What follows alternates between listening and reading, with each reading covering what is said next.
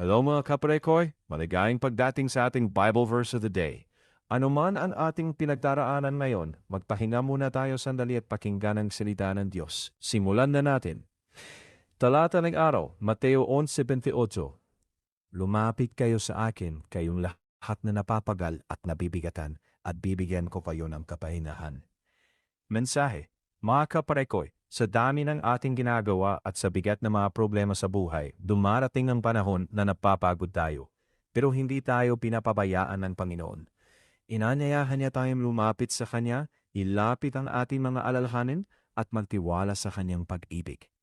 Sa Kanya nating matataktuhan ang tunay na kapayapaan at bagong lakas. Aral ng araw, kapag napapagod ka na, huwag mong kimkimin lahat. Lumapit ka sa Diyos, ilabas mo lahat ng bigat at hayaan mo siyang magbigay ng kapahinahan at pag-asa sa iyo.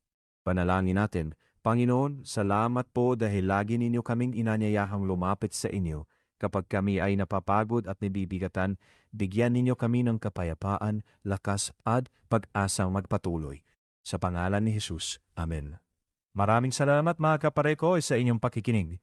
Kung nabiyaan kayo ng salita ng Diyos ngayon, ibahagi ninyo ito sa inyong pamilya at mga kaibigan. Ako si Palegoy. God bless po sa ating lahat at magkita-kita tayo bukas sa Day 9 ng Bible Verse of the Day.